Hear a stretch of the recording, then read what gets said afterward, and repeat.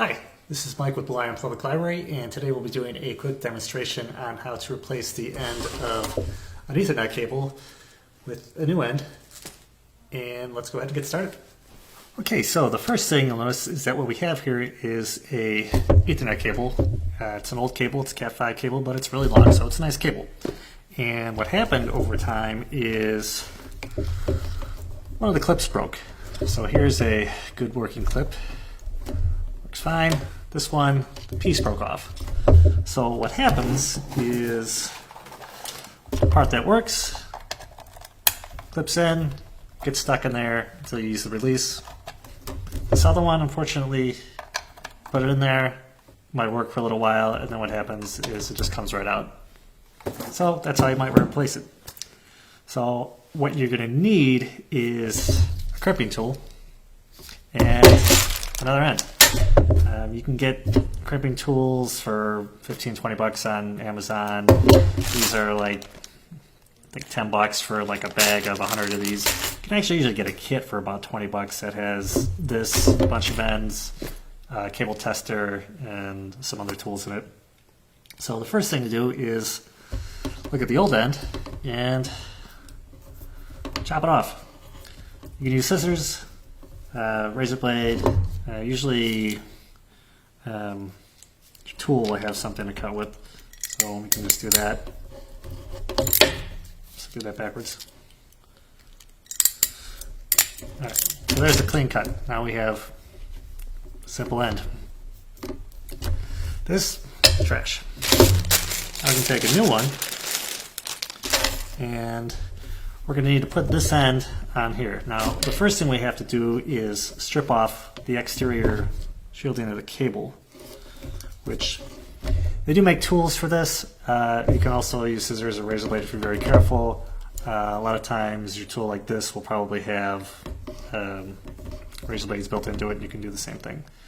So let's go ahead and do that. Let me just see which way. Okay, I'm going to do this way. And for me, what works is to kind of gently grab onto it and then kind of twist for a while. And the idea is to kind of weaken the shielding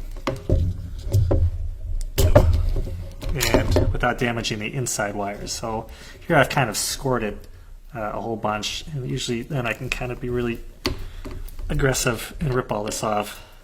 And then I have to look to see if I damage any of the inside cables, which sometimes I do by accident, but you would just cut it again. And I think we are actually okay here. So now the next thing you'll need to do is separate these wires. So there's a certain order that these need to go in, and for whatever reason, the easiest thing to do is look at the other side of your cable and see, what your environment is using.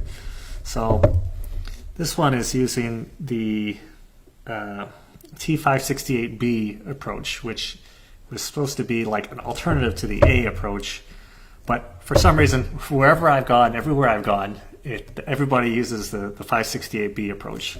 So, which was supposed to be like the alternate way to do it, but that's what I see everywhere. And they basically just follow a certain pattern. So, okay, so now I'll get this camera in close so you can actually see a little bit better. So you have 8 different wires on the inside, and 4 colors, and either striped or non-striped. Sometimes people say like white/orange or white-orange or something, but they just need to go in a certain order. And for me, I usually just remember that I got to put my green away, my solid green, and the rest goes.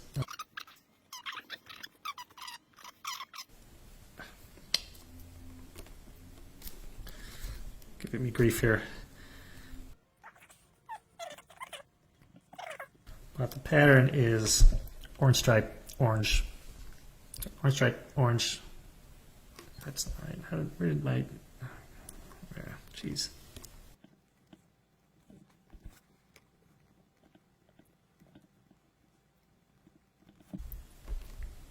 All right.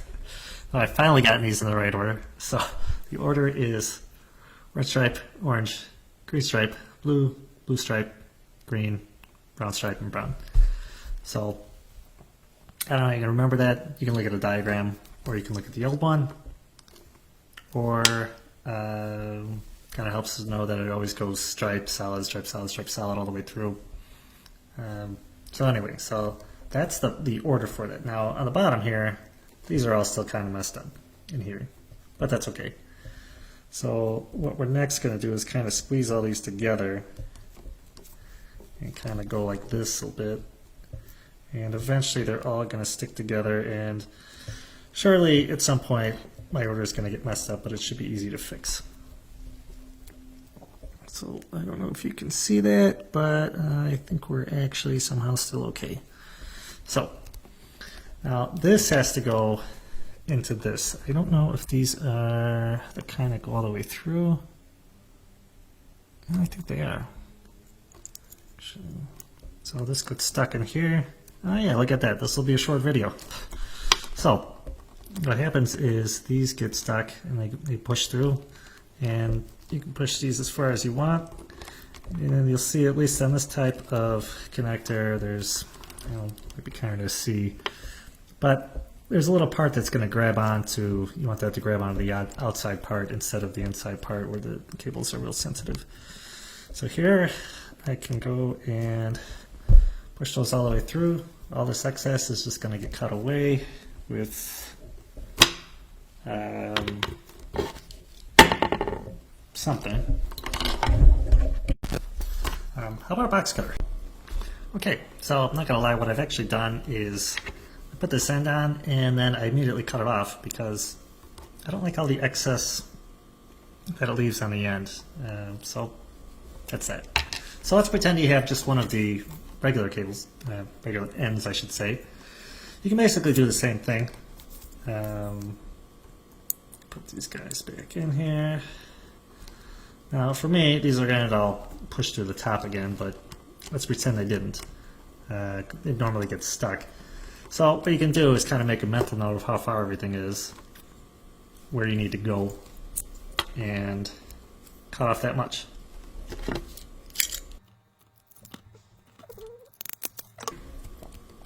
So I have what I think is about the right length. And maybe a little tiny bit more. Alright, now I can put these guys in. I think our pattern is still good.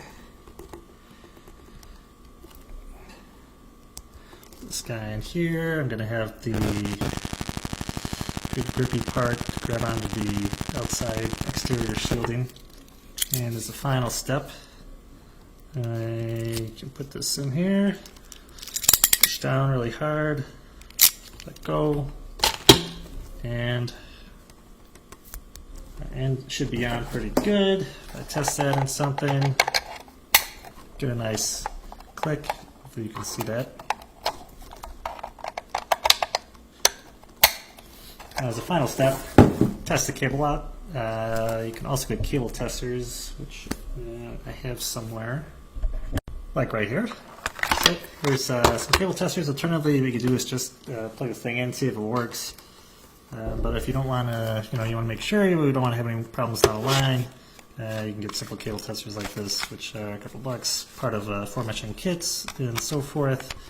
And what happens is plug these guys in and turn this guy on, and it gives you, in our case, this particular cable tester just runs through each pair one by one, and or each strand one by one, and lets you know which ones are working.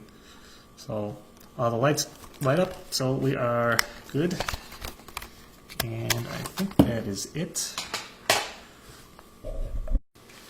So that's it. It's just replacement of a end of a cable. You probably noticed on our cable tester as well as our crimping tool that also have ports for like phone cable style. A lot of these crimpers you can get for various different purposes, but putting the end on this RJ45 cable applies to, I should say, putting the RJ45 on this patch cable, similar process applies to phone cables and such. So you can apply the same principles and fix your cables at home. And that's it. Thanks for watching.